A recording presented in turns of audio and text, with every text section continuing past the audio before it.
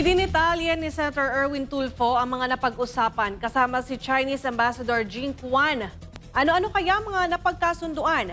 Alamin sa buong detalye ng balita ni Sheena Torno.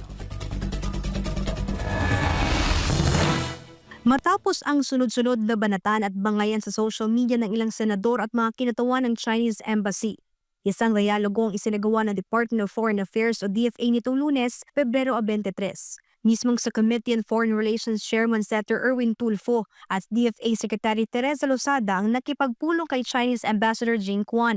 Tinalakay ng mga opisyal kung paano panatiling bukas ang komunikasyon ng Pilipinas at China sa pamamagitan ng diplomatikong paraan. It was productive. Both of us agreed na open yung continuous diplomatic meetings rather than public discourse, rather than magbanatan sa on-air, social media, newspaper.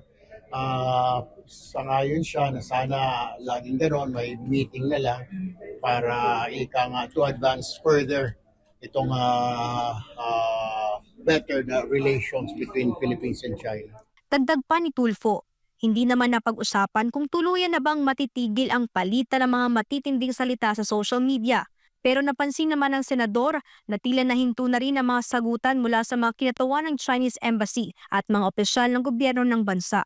Nakasentro rin ang kanilang dialogo sa usapin ng Code of Conduct ng ASEAN countries. They are very excited din dun sa Code of Conduct na tinatapos between China at ASEAN countries, Malaysia, Vietnam, Philippines, and Brunei.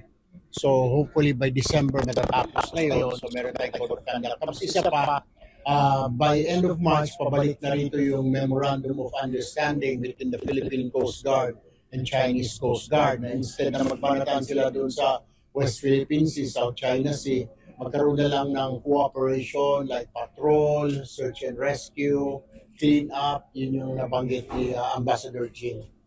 Ang Code of Conduct ay isang kasunduang ginagawa sa pagitan ng mga bansang miyembro ng ASEAN para maglatag ng malinaw na mga patakaran sa pagkilos sa South China Sea na tinatawag nating West Philippine Sea.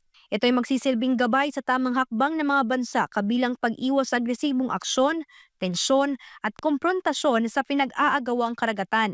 Samantala, bago pa man isinagawa ang Senate session sa kaparehong araw, nagkaroon na rin ng caucus o pagpupulong ang ilang senador. Present dyan ang mga senador na miyembro ng majority at minority bloc. Kabilang sa majority bloc sina Senate President Tito Soto, Senate Pro Tempore Ping Lacson, Senator Mig Zubiri at iba pa. Habang kasama naman ang ilang senador mula sa minority gaya na Senator Robin Padilla, Senator Bongo at Senator Jinggoy Estrada.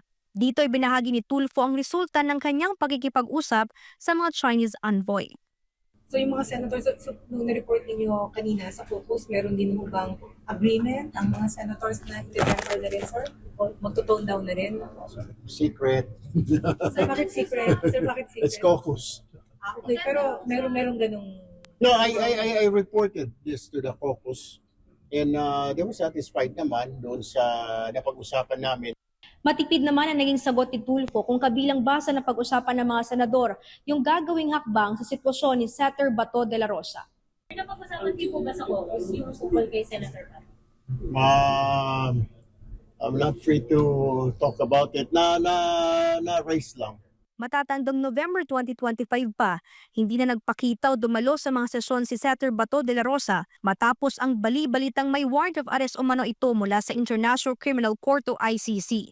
Isa si Bato at Bongo sa pinangalang co-perpetrators o kasabwat umano sa drug war case ni dating Pangulong Rodrigo Duterte. Mula rito sa Senado, para sa Diyos at sa Pilipinas kung mahal, ito si Sheena Torno, SMNI News.